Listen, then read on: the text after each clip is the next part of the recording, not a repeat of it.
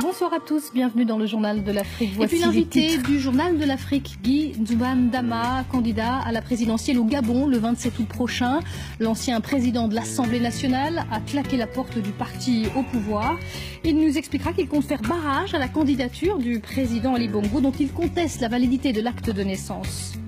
Et c'est l'heure de l'invité du Journal de l'Afrique. Il a été président de l'Assemblée nationale du Gabon pendant près de 20 ans avant de quitter le parti au pouvoir avec fracas en mars dernier et de se déclarer candidat à la présidentielle du 27 août prochain. Guy Nzouban-Dama, bonsoir. Bonsoir Pauline Simonet. Alors l'élection, c'est dans tout juste 2 mois. L'opposition continue de contester l'acte de naissance du président sortant Ali Bongo. Qu'est-ce que vous comptez faire? Nous mettrons tout en œuvre pour que la candidature de M. Ali Bongo Ondimba ne soit pas recevable.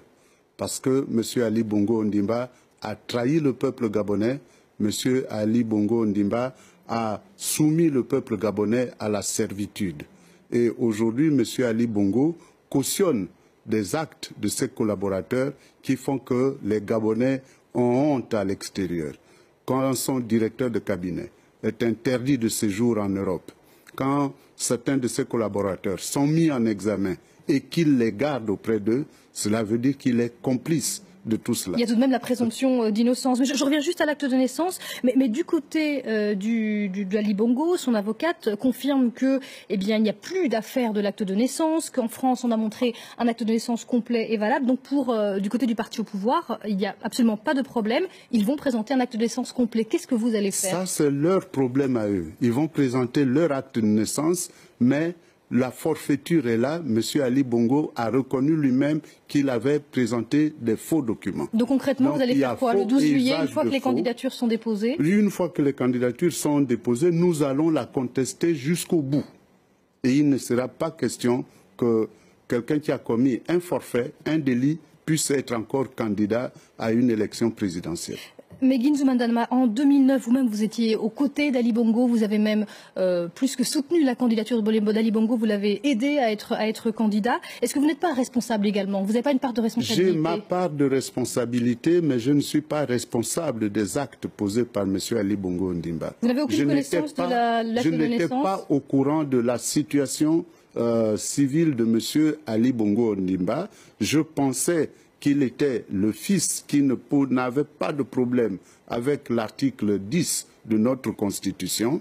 Et à partir du moment où ce problème s'est posé, j'ai commencé à me poser des questions. Et voilà pourquoi, au jour d'aujourd'hui, j'ai décidé de rompre avec lui. Et d'être candidat à la présidentielle. L'élection est à un tour. Il y a une multiplicité de candidats du côté de l'opposition. Casimiro Yemba, Zakari Miboto, Jean Ping.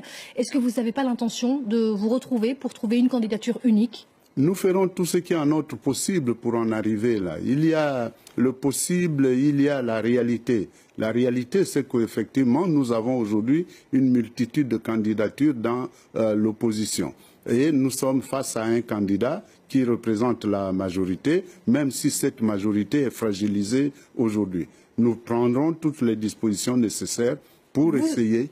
Vous seriez prêt, par exemple, à vous retirer en faveur d'un candidat? S'il y a un bon candidat qui fait l'unanimité au niveau de l'opposition, pourquoi pas?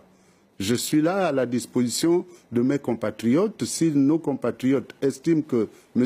X est plus apte que tous les autres, je serai prêt à m'incliner. Merci beaucoup Guy Nzouban-Dama d'être venu dans le Journal de l'Afrique. Merci à vous. C'est moi qui vous remercie De nous avoir suivis. C'est la fin de cette édition. Restez avec nous, l'info continue tout de suite sur France 24.